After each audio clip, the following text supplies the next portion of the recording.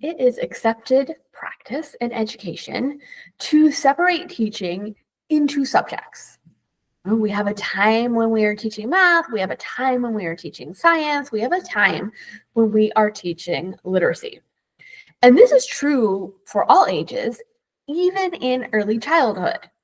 Right? We might spend our circle time doing emergent literacy. We might then have, art and building, right, engineering type activities in centers. And then we have our gross motor time when we move outside. And this may be the easiest way to organize teaching, but it is really not the best way for young children to learn. Hello, I am Nicole Trevillis-Fravel, and this is Wildwood Teaching. And today I am going to talk about siloing in education, where we make everything in its separate little containers, and why we don't want to do it. So siloing, right, that metaphor comes from being on a farm. And if you're on a farm, you're probably producing a number of different crops. And then you need to sell those crops to people. And maybe people are buying their wheat to make the bread. They're buying the barley for something different. And so when you store them, you are going to store your wheat in one silo, your barley in another silo. And so everything's in its own little container. Right? Reading in one container, science in another container, fine motor, sensory in a separate container, and so on. And in fact, yesterday, I did a quick little, very unscientific experiment. I just did an internet search to think about how things are organized in early childhood education. And so I just typed in weekly preschool planning template into my browser, and every single result, from blog articles to images, every single one on that first page pretty much was the same, right? So they had, across the top, Monday, Tuesday, Wednesday, Thursday, Friday, and on the side, right, the boxes that you were supposed to fill in. Every single one of them started with something that said circle. Every single one. Moving on to something that said story time or reading. There was one that broke it down into really discrete times, right? From 9 to 9:08, oral language. From 9:08 to 9:13, phonics. From 9:13 to 9:20, print knowledge and writing. And then, after that reading time, there was a little box that said math. Some of them just said numbers. That's a completely different story. And then the rest from there varied a little bit. You still have boxes. Some of the boxes said science, some said art, some said sensory, fine motor. Point is, everything was in its nice little box. And this completely makes sense from a teacher standpoint in organizing what we're doing, right? Because we're thinking, we want to educate the whole child. We want to make sure we are hitting all of the domains of development. So how do we do that? Well, we have to make sure we have a space each day that we have set aside, right, for studying each of those very important pieces of early childhood. And absolutely, this makes sense for teachers. It, however, does not make sense for young children, because this is not how young children think about or learn about the world. They are thinking of a topic more globally in a larger standpoint, and all they are thinking is, what do I know? What's my prior knowledge that I can use to organize it? And what new things am I learning? And that could be math, science. It could be both at the same time. I could be adding in literacy. I could be drawing it to learn science facts about it, right? And so Interdisciplinary is really the default mode for preschoolers. That is how they acquire information best. And research tells us that young children learn best through relevant experiences that are relevant to them, in which they are able to use as many different senses at the same time as possible. So if they are able to touch something and smell it and taste it, in addition to our usual modes of teaching, right? Visual, auditory, not only do they learn it faster, but they are going to learn it better. And also, the more ways you can come at something, right? If you come at something from multiple angles, the deeper the eventual understanding of it. So when we silo content, we're actually depriving children's brains of the work it needs to do to make the connections that are necessary for understanding. And this is true both between disciplines, right? Separating math from science, from social studies, and within a single discipline. So I don't really understand the whole numbers instead of math, because of math is much more than just numbers. But let's say you were doing geometric shapes. Right? Some other things might come up while you're doing geometric shapes. Doing relative size. You might be counting the sides or the angles or the corners on the shapes to understand them. And you might think, right, that that's too much, Nicole, right? I want to make it simple for children. And so I want to do one thing at a time. But you really don't. You really don't, because that is not how the brain works, right? The brain needs to see things in opposition to other things.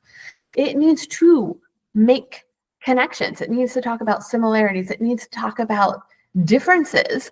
That's the brain doing work. I'm not saying throw everything at them at the same time. But in the fall, I was at Macy's annual conference, and I went to a workshop on letter knowledge, teaching preschoolers not just letter names, but letter sounds. And the presenter talked about research that she and colleagues had done, where they had a group of children look at letters one thing at a time, right? Today, we are just going to learn capital letters, and we're only going to learn their names. Another time, we're going to talk about letter sounds.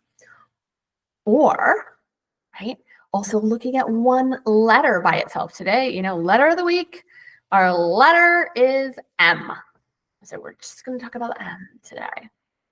And what they found was that the fastest way for children to learn letters and letter sounds and everything we want them to learn about letters, and to have a more lasting, stronger understanding of it, they need to learn them together. Right? They will learn it faster when you talk about everything at once.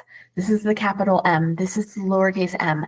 And M makes a M sound. We're going to practice, right? Making the M in the sky with chalk, with whatever, right? We're learning all of those things at the same time so that our brain can connect the sound to the symbol. Also, they found that you really want to be presenting 2 or 3 letters together. Looking at a B and a C and an F. Again, this is so that the brain can make those connections, can compare and contrast.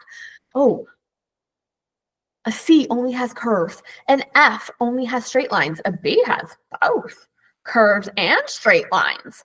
This is going to help me talk about the letters, think about the letters, compare them to each other. And do the same thing with my sounds. What is the difference between making a b sound, b, where my lips come together, as opposed to making a f, where my teeth touch my lips, right? And so really considering them as a group leads to a stronger understanding. And so this is why inquiry and project-based learning are so powerful in the early years. You're allowing children to come at things from multiple angles, to have discussions, to get their brains moving on it. So for example, we do every year, the children at Wildwood Nature School plan our school garden. And the very first thing that we do is we create a dream board. Right? We take out the garden catalogs and children flip through the catalogs, and we talk to each other about it. Right? What are you seeing on the page? What looks good? Right? Sometimes the children say, "What's the name of this plant?" Right? And I might say to them, wait, I don't know, you're all the way over there. Can you tell me the first letter or a couple of letters, and then I'll tell you what it is? And so we are practicing literacy. Sometimes I'm reading the descriptions, and we're learning about, what temperature does this need? Does it need full sun? Does it need shade? How much water does it need? How much space does it need? Right? So there's your literacy already, right? Functional literacy worked into some science and math. And then I invite the children to cut out the plants that they're thinking about, right? That they think might work well in our garden, and that they are excited about planting. So there's your fine motor, right? We're cutting out, we're tearing the pages, whichever they want. And then we have a discussion. So this is part of our social emotional learning. We need to negotiate with each other. And we have a lot of plants. We can't fit all of that in our garden. How are we going to decide what we're going to do?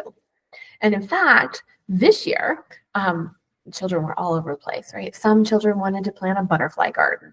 Some children only wanted to plant flowers. Some only wanted to plant vegetables. Some children wanted to do a rainbow garden. And so we had some discussions about it. And somebody said, well, if we do a rainbow garden, we can do everything, right? Because some parts of our rainbow can be flowers. Some parts of our rainbow can be vegetables. Some parts of our rainbows can be to attract pollinators. And so this is how we learned how to negotiate with each other, how to come to consensus in planning. Now, usually we can't go directly from that planning stage to planting a garden, right? And this is oftentimes where the science comes in, and it really depends. It really depends on what our focus is. So one year we took soil samples to test and see if our soil was healthy, because we had been learning about decomposition and we've been learning about fungus, and we wanted to know, do we have healthy soil, or do we need to add in some compost?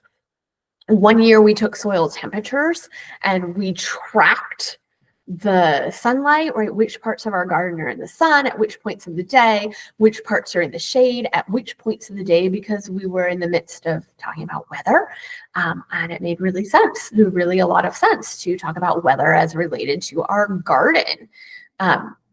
Some years, if we have totally focused on pollinators, right? We've done some book research. What kind of plants do we need to plant? What are the butterflies in our area? And what kind of plants do they like? Then there's always the science piece of growing the seed, right? Life cycles of plants' needs, right? And then you can add math into it.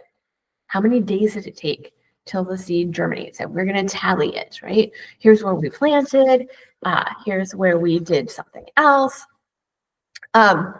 And that way we have woven in every single piece that we need to, right? And then to check my boxes, that's my thing on my own. I'm going to check the boxes. What do we do today? Okay, we did fine motor. We did this. And I don't necessarily worry if I do every single box every single day, right? But I am going to kind of look at it over time, right? Over time, am I looking at it and going, oh my goodness, like we haven't done art for a week, right? Then I'm going to think, how do I want to build that into what I am doing, right? So I'm not putting the kids through subjects, but I am kind of keeping track of that in my teacher brain or my teacher note taking, because my teacher brain will forget it, but I am actually writing it down. So I encourage you to give up the silo, try some project-based learning. Let me know how it goes by commenting here, responding to a newsletter, connecting with me on Facebook or Instagram, and then join us here next week for another episode of Wildwood Teaching. I will see you there.